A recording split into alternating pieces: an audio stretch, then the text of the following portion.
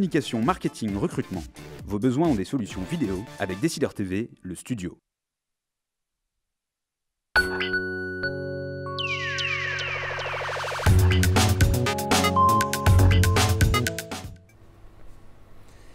Bonjour à tous et bienvenue pour cette tribune des décideurs, l'un des derniers épisodes de cette année, en compagnie bien sûr d'Éric Walter, directeur de la rédaction de la Tribune. Bonjour Eric. Bonjour. Une émission que vous pouvez suivre bien sûr en direct sur décideurtv.com et latribune.fr pour poser et interagir avec notre invité. Notre invité aujourd'hui, Christophe Tardieu. Bonjour Monsieur Tardieu. On va parler un petit peu en cette période de fête, de fin d'année, de culture, une fois n'est pas coutume, mais alors sous notre angle et notre prisme ici, bien sûr, beaucoup de culture économique. Les coulisses d'une grande institution culturelle qui est l'Opéra National de Paris, qui chapeaute, on le rappelle, Garnier et Bastille, c'est-à-dire les ballets et puis l'art lyrique. Vous êtes haut fonctionnaire, vous avez 49 ans, vous avez un parcours dans ce domaine culturel puisque vous avez passé par la case du château de Versailles, vous avez ensuite participé au cabinet de Christine Albanel, alors ministre de la Culture. Vous militez pour une modernisation des institutions culturelles. Si je résume, et vous m'en voudrez pas, mais c'est plus de gestionnaires, moins d'historiens de l'art. Et puis, vous êtes maintenant, vous présidez à la direction de l'Opéra National de Paris, une institution 100% publique. On va rentrer un peu justement dans ces coulisses, dans cette cuisine, dans un contexte où il y a moins d'argent public, moins de subventions. Donc, il faut réinventer un peu tout cela, tout en gardant ce prestige et ce rayonnement. Un petit mot peut-être pour présenter cette machine qu'est l'Opéra National de Paris. On ne le sait pas, mais c'est quand même 1600 personnes au quotidien. C'est 1600 salariés au sein de cette maison qui sont répartis entre ce qu'on appelle, c'est pas très beau comme terme, les masses artistiques, c'est-à-dire un orchestre de 175 musiciens, un corps de ballet de 154 danseurs et 112 artistes du chœur. Et à cela s'ajoute une direction technique et une direction des costumes, c'est à peu près 900 personnes. Et puis le reste, c'est la direction des finances, la direction des ressources humaines, le marketing, le développement, le mécénat, etc.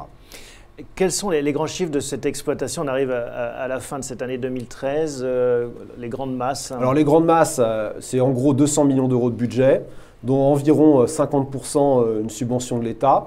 Donc, ce qui veut dire qu'il faut que nous allions chercher les autres 100 millions.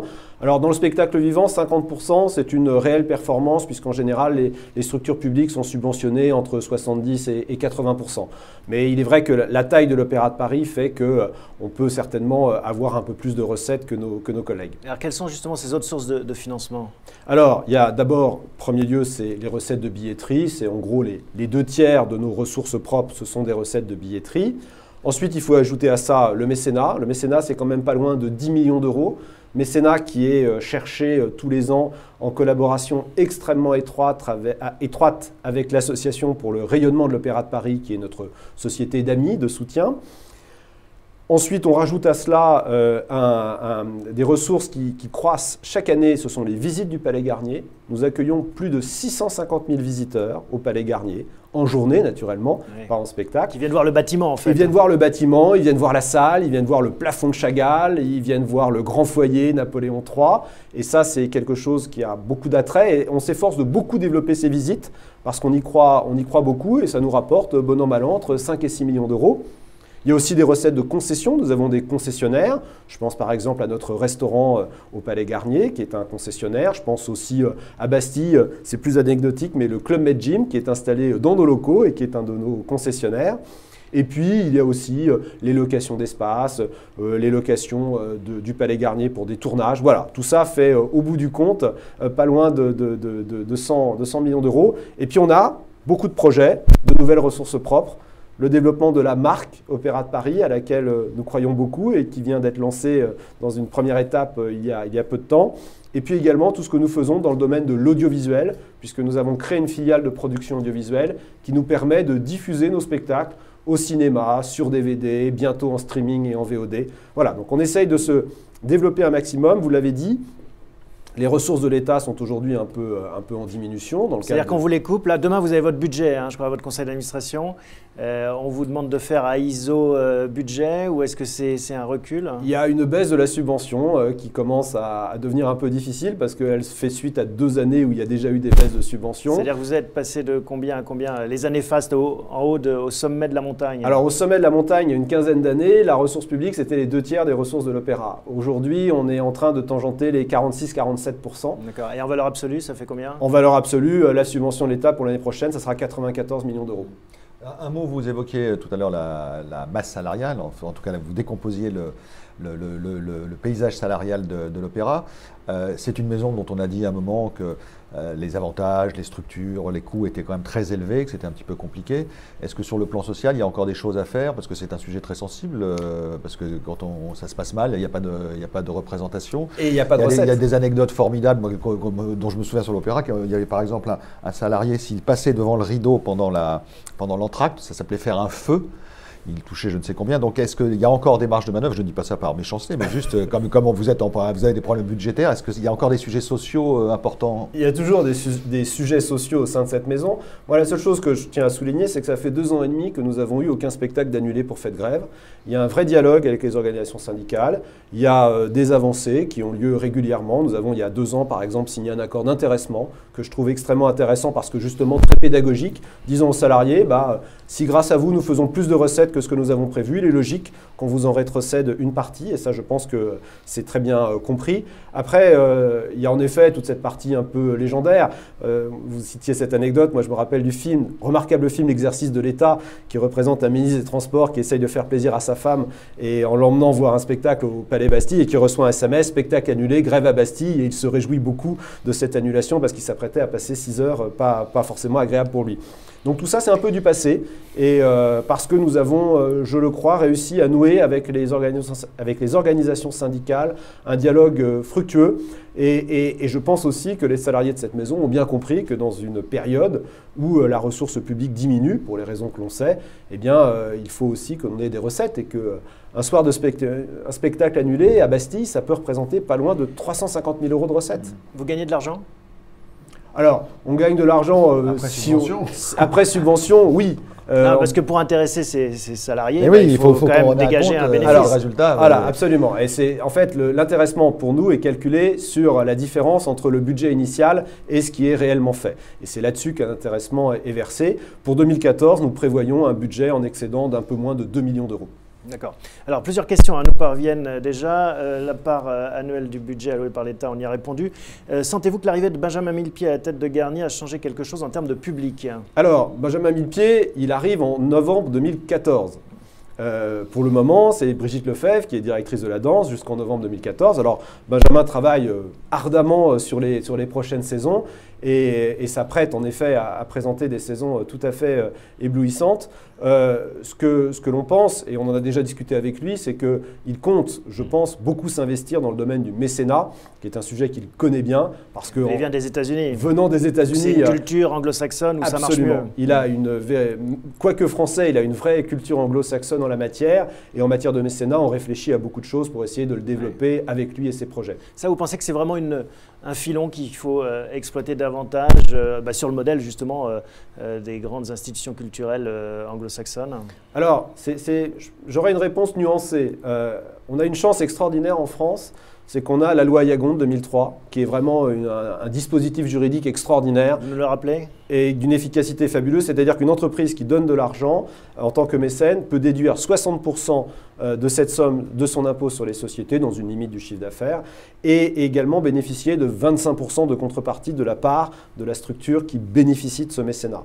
Donc, c'est une loi qui est très intéressante. Alors, la France n'a pas cette tradition de mécénat vraiment très culturel, comme il existe aux États-Unis ou dans les pays anglo-saxons. Ça progresse, ça prendra du temps. Je pense qu'on n'arrivera jamais au niveau américain, où là, c'est une façon aussi de payer ses impôts que de verser à des institutions culturelles.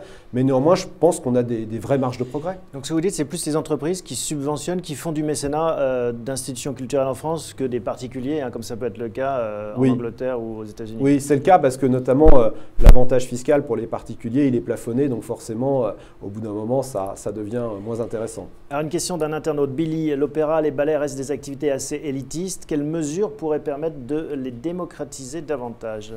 Alors, d'abord, nous avons une grille tarifaire qui est quand même extrêmement ouverte, puisque nous allons de 5 € à 195 € pour les places les plus chères. À 5 €. 32 places à 5 € Bastille. à Bastille, qui sont vendues tous les soirs. Et à Garnier, nous avons un peu plus de 200 places qui sont vendues tous les soirs à 10 €.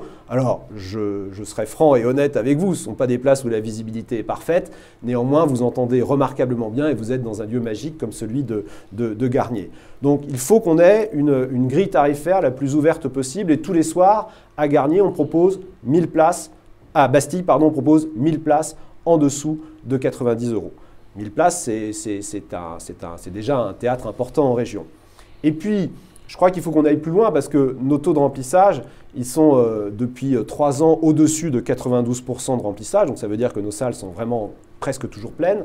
Donc il faut aussi qu'on réfléchisse à se diffuser autrement. Et c'est pour ça qu'on s'est lancé dans des opérations de diffusion de nos spectacles, 6 à 8 spectacles par an, dans des salles de cinéma, en qualité HD, en son numérique. Donc ce soir, dans 85 salles, par exemple, en France, sera donnée La Belle au Bois dormant et 150 en Europe. Ça sera en direct depuis l'Opéra Bastille, diffusé dans 85 salles en France. Moi-même, je serai à Mâcon ce soir pour aller rencontrer nos spectateurs. L'audiovisuel, c'est aussi un excellent moyen, dans des salles qui sont souvent toujours pleines, d'aller à la rencontre des Français et de leur dire, bien, vous pouvez voir des spectacles de l'Opéra de Paris dans d'excellentes conditions, juste à côté de chez vous. Est-ce que ça marche, ça, alors, cette opération? Ça marche très très bien. On a des taux de remplissage, alors bien sûr, qui dépendent en fonction des œuvres, mais là, on a donné, il y a par exemple 1 mois et demi à Aïda, les salles de cinéma étaient pleines. Pour La Belle au Bois dormant, d'après ce que j'ai vu, la location, parce qu'on peut réserver à l'avance, naturellement, il est recommandé de réserver à l'avance, la réservation est remarquable. Ça marche très bien. Ça marche très bien parce que la qualité de HD est là, parce qu'on a des réalisateurs en France de très grands talents qui sont capables de capter des images d'un spectacle vivant de façon éblouissante. Moi, je vois naturellement tous nos spectacles et je les vois également sur grand écran. Et sur grand écran, j'arrive toujours à trouver des détails que j'ai absolument pas vus dans la salle. Donc ça, c'est extrêmement intéressant. Et puis, on a aussi décidé d'aller plus loin. Et l'été dernier, on a lancé une expérimentation pour une diffusion sur grand écran, mais là, en plein air, et une diffusion gratuite. C'est une expérimentation qui a eu lieu à La Baule et à Bayonne, où on a diffusé gratuitement notre Carmen qui avait été enregistrée au mois de décembre dernier. Et là, on a eu un très très grand succès parce qu'on voulait vraiment qu'il n'y ait plus aucun obstacle à aller voir un jour un spectacle d'opéra. Ça coûte assez cher, j'imagine, à organiser. C'est encore des opérations, je ne parle pas de celles gratuites, évidemment, mais elles ne vous rapportent rien, mais les autres, ça vous rapporte de l'argent parce que c'est quand même des structures assez lourdes à mettre en place. Sur le cinéma, ça commence petit à petit à nous rapporter de l'argent. En fait, tout dépend, il faut avoir de plus en plus de salles. Dès qu'on aura dépassé le cap des 100 salles, on est à 85 en France, on commencera à gagner un peu d'argent. La recette issue de la vente de ces places, elle est répartie entre les exploitants de cinéma, notre distributeur et nous-mêmes. Vous sentez que c'est un public qui s'élargit, en fait, ça devient de plus en plus populaire, l'opéra, ou ça reste encore une toute petite partie de la population Alors, dans nos salles, nous, on accueille entre 800 et 850 000 spectateurs par an. Donc, ce n'est pas non plus un petit chiffre. Alors après, vous pourrez me dire que c'est peut-être 850 000 privilégiés. Et dans les salles de cinéma, la saison dernière, c'était 105 000. Donc, vous voyez, on est quand même sur des chiffres extrêmement lourds à l'heure actuelle. Je crois que la danse aujourd'hui est peut-être plus démocratique que l'opéra. C'est peut-être un spectacle plus populaire, la danse, parce que peut-être que les grands ballets de Nureyev, eh bien, ça fait rêver. Et on voit en ce moment à Bastille, tous les soirs, 3 générations qui viennent voir le ballet. Il y a la petite fille qui fait de la danse, il y a sa maman qui a fait de la danse, et puis il y a la grand-mère qui est là aussi et qui a fait de la danse il y a un peu plus longtemps. Et pour la danse, on se rend compte de ça. Sur l'opéra, Je crois que le vrai sujet derrière tout ça, et c'est manifestement un point sur lequel notre ministre de la Culture se penche aujourd'hui, c'est l'éducation artistique et culturelle. Tant qu'à l'école, on n'a pas popularisé ces formes d'art, tant qu'on n'a pas expliqué aux jeunes que l'opéra, ce n'est pas forcément barbant et que la danse, ce n'est pas uniquement des petites filles en tutu, bien là, on aura peut-être fait un progrès. Est-ce qu'il y a un problème d'offre? Est-ce qu'on crée encore des opéras qui sont justement populaires, autant qu'ils ont pu l'être de par le passé? Non, parce que la société a évolué en la matière. Au 18e, au 19e ou au début du 20e, il n'y avait pas la télévision, il n'y avait pas encore Internet, enfin, en tout cas je ne m'en suis pas rendu compte. Et donc naturellement, l'opéra, le théâtre étaient des arts qui étaient certainement beaucoup plus populaires qu'aujourd'hui. Alors Jacques, qui connaît bien votre business model apparemment, vous demande, vous avez créé des vêtements Opéra de Paris avec Petit Bateau. Ah oui. Les ventes marchent-elles bien? Est-ce simplement pour l'image ou désirez-vous en faire un business, Oui, un avec commerce? Christian Lacroix, je crois. Absolument. Parce qu'en fait, là, c'est tout le sujet autour de la marque. Absolument. Donc, c'est quoi la marque Opéra de Paris? Qu'est-ce que vous voulez en faire? Ce que nous savons, c'est que l'Opéra de Paris a un nom. L'Opéra de Paris, c'est un nom qui parle, qui est connu dans le monde entier, de surcroît. Et donc, notre réflexion était de se dire, est-ce que de ce nom, on peut en faire une marque? Et donc, on a une longue réflexion stratégique sur le sujet pour voir est-ce que ça peut être intéressant de développer des produits siglés Opéra de Paris. Et puis, on a discuté avec nos amis de Petit Bateau, qui était une marque qui nous intéressait parce que Petit Bateau, c'est une marque patrimoniale très française, qui est bien connue et qui est la marque qui habille les enfants et les parents de façon, je dirais, classique et traditionnelle. On est dans le Made in France. Oui. On est dans le Made in France, c'était très important pour nous, parce qu'il ne s'agissait pas de faire n'importe quoi en la matière. Et puis, je dirais que la cerise sur le gâteau, ça a été que Petit Bateau nous a dit, et si on faisait dessiner une collection par Christian Lacroix? Christian Lacroix, c'est ce grand couturier qu'on connaît, c'est un grand ami de l'opéra. Il a beaucoup dessiné et fabriqué des costumes pour nos ballets. Donc c'est quelqu'un dont on aime beaucoup la puissance créatrice. Et donc cette association d'une marque patrimoniale française et de Christian Lacroix, ça nous a beaucoup plu. Et là, sur ces vêtements qu'on développe, c'est finalement ce qu'on appelle en jargon une marque capsule, c'est-à-dire qu'il ne sera vendu qu'au moment des fêtes de Noël. C'est d'une certaine façon une forme de test. Et puis si ça marche bien, eh bien peut-être qu'on ira un peu plus loin. On a déjà beaucoup d'idées sur ce sujet en matière de marque. Nous, on pense que développer une marque de vêtements de danse siglée Opéra de Paris, ça peut avoir du sens. On pense qu'autour des arts de la table, on a même une idée autour de la pâtisserie, parce qu'il y a un célèbre gâteau qui porte un nom qui est assez proche du nôtre. Voilà. On pense qu'il y a plein de choses à développer. En fait, à la différence des grandes institutions comme le Louvre ou Beaubourg, qui sont aussi des grandes marques culturelles françaises, vous n'avez pas de capacité de décliner à l'étranger, comme le fait le Louvre ou Beaubourg en France, etc. Donc du coup, vos moyens de développement sont quand même assez limités. Vous ne pouvez pas installer un Opéra de Paris ou vous mettre votre nom sur un opéra. Vous pourriez mettre l'Opéra de Paris sur Dubaï ou créer un opéra dans un pays émergent? Alors ça, c'est pas du tout impossible. C'est pas du tout impossible. C'est lourd, c'est compliqué. C'est des réflexions. Donc. Mais ce sont des vraies réflexions autour de l'ingénierie culturelle, parce que moi, je suis persuadé que nous avons la chance en France d'avoir des institutions culturelles de très très haut niveau. Vous avez évoqué le Louvre, Beaubourg, le Château de Versailles et plein d'autres. Nous, on pense aussi en faire partie et on est persuadé qu'on a une vraie valeur ajoutée à apporter à des pays qui sont en train de s'ouvrir vers le monde culturel et pourquoi pas aider un pays ou une structure qui souhaite développer un opéra à l'étranger. On pourrait tout à fait lui prêter notre concours. Je ne vous dis pas qu'on l'appellerait l'Opéra de Paris à tel ou tel endroit, mais en tout cas, avoir cette réflexion dans le domaine de l'ingénierie culturelle, je crois qu'on a une vraie valeur ajoutée.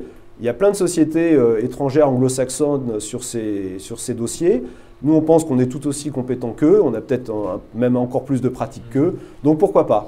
Plus généralement, est-ce que vous avez le sentiment que le monde culturel, le milieu culturel, qui à certains égards a été considéré un peu comme poussiéreux en France, en tout cas chargé d'histoire, et avait du mal à prendre ces dimensions un peu plus business, plus ouvertes vers l'extérieur, ça a bougé beaucoup ces dernières années? Oui, vous étiez un peu au cœur de ça? Oui, dans les 20 dernières années, ça a beaucoup bougé et c'est lié au statut d'établissement public qui a été donné à toutes ces grandes maisons, le Louvre, Orsay, Beaubourg, l'Opéra de Paris. On nomme à la tête de ces établissements des présidents, des dirigeants qui ont pour la plupart déjà un esprit un peu plus ouvert vers l'entrepreneuriat et vers le dynamisme et le rayonnement de leur institution. Et derrière, naturellement, cela peut créer de l'activité économique qui n'est pas du tout antinomique avec nos activités. Il y a un vrai mouvement en la matière et la création de ces établissements publics au sein du ministère de la Culture, de mon point de vue, est une totale réussite. Alors justement, on va parler du ministère de la Culture. Enzo vous demande un avis sur la politique culturelle d'Aurélie Filippetti. Et plus globalement, en effet, de vos relations avec les autorités de tutelle, il y a la culture, il y a un peu Bercy aussi, non? Alors, à notre conseil d'administration, nous avons le ministère de la Culture et nous avons aussi le ministère des Finances, enfin, la direction du budget plus exactement. Moi, je n'ai aucun jugement à porter sur la politique de ma ministre, qui est ma ministre et dont, en tant que fonctionnaire, j'applique strictement Elle aime l'opéra ? les instructions.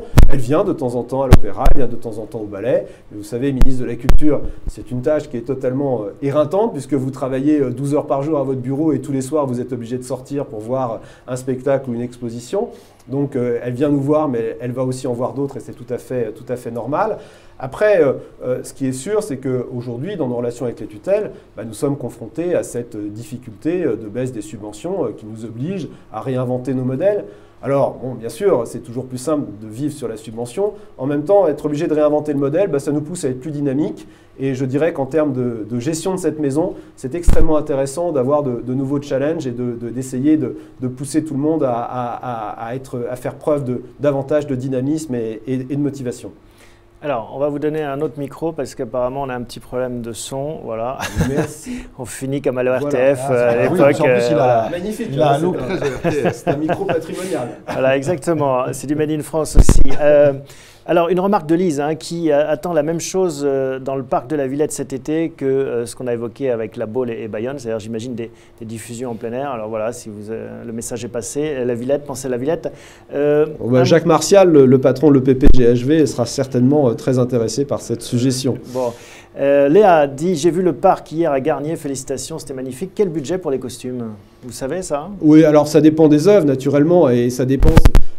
Les budgets pour une nouvelle production, lorsque l'on fait intégralement les costumes pour un très très grand ballet, ça peut aller jusqu'à 350 000 €. Ah oui. Enfin, et après, c'est pas recyclé? Si, c'est amorti naturellement, puisque après, les costumes sont conservés lorsque les œuvres sont reprises. Parce que le parc, c'est une œuvre qui a déjà été reprise 2 fois à l'Opéra Garnier, donc on les a conservés, en sachant que naturellement, notamment pour les danseurs étoiles et aussi pour la plupart des danseurs, on les adapte, où il faut qu'ils soient le plus à l'aise possible. Les costumes pour les danseurs, ça doit vraiment être du sur-mesure. 2 questions que je vais regrouper. Une, comment attirer plus de jeunes à l'opéra, et l'autre, comment avoir une programmation plus éclectique avec, pourquoi pas, des œuvres plus urbaines. Peut-être que ces 2 questions se rejoignent. Oui, je pense qu'elles se rejoignent. Alors, d'abord, des jeunes, on en a beaucoup à l'Opéra de Paris, puisque tous les ans, nous réservons environ 65 000 places à des tarifs très préférentiels pour les jeunes. Ce qui ne veut pas dire que des jeunes qui payent un tarif normal ne viennent pas chez nous. Donc on a au minimum 65 000 jeunes. On n'a pas d'études des publics ultra précises en la matière. On pense que les jeunes, ça peut tourner entre 15 et 20%. En tout cas, c'est 65 000 places. En dessous de 30 €, des jeunes peuvent venir et assister à nos spectacles dans d'excellentes conditions. Ils peuvent s'abonner, ils peuvent prendre des places de dernière minute. On a une vraie volonté de garder cette politique tarifaire en faveur des jeunes, parce que les jeunes, c'est le public de demain. Donc c'est une question de prix, c'est une question d'école, d'éducation, c'est ce que vous rappeliez, mais c'est aussi une question de programmation. Oui, des spectacles. Alors, sur la programmation, là... Il y a un peu d'audace, c'est ce qu'on a reproché à un moment. Oui, on reproche, on reproche toujours d'avoir trop d'audace ou pas assez d'audace. En général, voilà. le bon niveau d'audace est rarement apprécié. Ce qui est sûr, c'est que si on prend l'exemple de la danse, notre programmation en matière de danse, qui est faite par la directrice de la danse, Brigitte Lefebvre, est une programmation exceptionnelle parce qu'elle allie toujours avec un talent infini de la danse plus classique et de la danse contemporaine et de la création mondiale. On vient de créer il n'y a pas très longtemps une œuvre d'un grand chorégraphe japonais qui s'appelle Saburo Teshigawara, qui est une œuvre difficile d'aspect, mais qui est néanmoins extrêmement intéressante et qui est un jalon de plus dans l'histoire de la danse contemporaine. En matière d'opéra, on s'efforce de donner aussi de temps en temps des opéras contemporains en espérant que ça attire davantage des jeunes. Je dois dire que les opéras contemporains ont sans doute un peu plus de mal à trouver du public, même si, lorsque nous avons créé il y a 2 saisons Akhmatova, c'était une création mondiale de Bruno Mantovani, nous avons eu 2000 personnes par soir qui étaient présentes dans la salle de Bastille. Alors vous me direz, la salle était aux 3/4 pleine, mais 3/4 pleine, la salle de Bastille pour de l'opéra contemporain, c'est très très encourageant. Alors, quelqu'un qui aime peut-être un peu moins ce modernisme, Juliette, que pensez-vous de cette course à la mise en scène moderne, parfois au détriment de l'œuvre, qui touche le théâtre et l'opéra? Bon, c'est le pendant, enfin c'est le revers de cette médaille, vous le disiez. C'est une éternelle question. Vous, à titre personnel, vous avez un avis sur la question? Alors, ce modernisme, est-ce qu'il est souhaitable, pas souhaitable? Moi, je m'interdis d'avoir des avis en la matière. Ouais. Ou alors, pas de troubles sociaux. Je les garde soigneusement pour moi. Non, ça ne générera pas de troubles sociaux. Non, je pense que le sujet aujourd'hui, en effet, c'est toujours la querelle entre les anciens et les modernes. Ouais. Et après, derrière, il y a des gens qui apprécient ou qui n'apprécient pas le travail de tel ou tel metteur en scène. Je pense que ce qui est toujours important, c'est d'essayer de rester fidèle au livret et de ne pas trahir l'œuvre. Certains reprochent à certains metteurs en scène de faire une psychanalyse gratuite avec certaines œuvres. J'en ai très peu observé à l'Opéra de Paris. Un mot sur, vous évoquiez la Villette tout à l'heure, il y a, j'imagine, un dossier que vous regardez de loin, ou peut-être même d'un peu près, c'est la construction de la Philharmonie dont l'architecte est Jean Nouvel, donc qui a rencontré pas mal de difficultés, à la fois de timing et d'argent. Donc là, ça devrait redémarrer, on a redébloqué l'argent. Est-ce que ça... je vous pose la question parce qu'il y avait le même sujet un peu avec l'Opéra Bastille, qui a été très critiqué. Il y a toujours un problème avec la construction des grands messes, enfin des grandes cathédrales culturelles en France, à la fois sur le plan financier et puis surtout sur les choix qui sont faits. Donc qu'est-ce que vous pensez de ce dossier Philharmonie? Parce que, étant quand même contraint des efforts budgétaires, ça doit peut-être un peu vous agacer que l'addition de vos amis de la Philharmonie ait dépassé de 100 ou 200 millions le budget initial. Non, alors on n'est pas du tout agacé. On est en plus très, très amis avec toutes les équipes de la Cité de la Musique qui gèrent ce projet. Vous l'avez très justement rappelé, quand Bastille a ouvert, tout le monde disait on n'ira jamais, c'est affreux, c'est moche.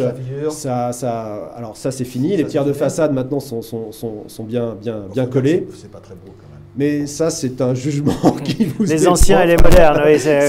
C'est une querelle éternelle. Non, si c'était du beau moderne. Enfin bon, alors après, on aurait pu aussi citer Beaubourg, qui à l'époque avait fait un scandale épouvantable.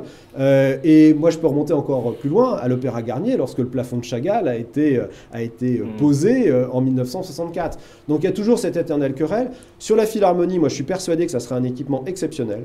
Des plans que j'ai pu voir, ça va être une salle remarquable avec une acoustique qui devrait être absolument fabuleuse. Et moi, je crois que cette salle va réussir à drainer tout un nouveau public, tout le nord-est de Paris et les villes de banlieue avoisinantes. Et moi, je suis persuadé que c'est quelque chose qui va marcher parce que cette salle va vraiment doter Paris d'un équipement culturel de premier plan. Vous avez une mission qui a une échéance dans le temps. Comment ça se présente en fait quand on est le patron de l'Opéra de Paris? Alors, il y a un mandat, tout simplement, qui est prévu par les textes, qui est de 6 ans. Et le mandat de Nicolas Joël, le directeur de l'Opéra, prendra fin au 1er septembre prochain. Et vous? Et moi, c'est a priori la logique est de suivre le directeur dans le terme de son mandat. Et vous avez d'autres ambitions, d'autres projets déjà Des ambitions, je ne sais pas. Ou des projets, oui, on en a toujours plein la tête, c'est normal. Bon, et si vous regardez alors sur ce parcours, une fierté qui restera de votre passage à l'opéra à titre personnel, là encore? Une fierté, je crois que c'est justement tout ce développement que nous avons fait dans le domaine de l'audiovisuel. Alors, c'est jamais une réussite individuelle, hein, c'est toujours des réussites d'équipe, mais je suis vraiment très content de ce qui a été fait parce que dans des salles qui sont toujours pleines, je crois que c'était extrêmement important d'apporter l'opéra, le ballet dans tout le territoire. On a remarqué une chose, c'est que dans les 85 villes où on est présent, ce sont souvent des villes entre 5 et 15 000 habitants, dans lesquelles le cinéma est souvent le seul équipement culturel. Et je dois dire que cette perspective de pouvoir aller apporter à tous nos concitoyens ce que nous faisons à Paris, au plus près de chez eux, c'est quelque chose d'à la fois important et surtout de très rafraîchissant. Moi, j'aime beaucoup le contact avec ces spectateurs, ça change. Bon ben voilà, merci beaucoup Christophe Tardieu. C'était la tribune des décideurs de Christophe Tardieu, donc directeur adjoint de l'Opéra de Paris. Merci Eric. Et puis merci à vous tous pour vos questions et votre fidélité. Rendez-vous lundi prochain, même endroit, même heure.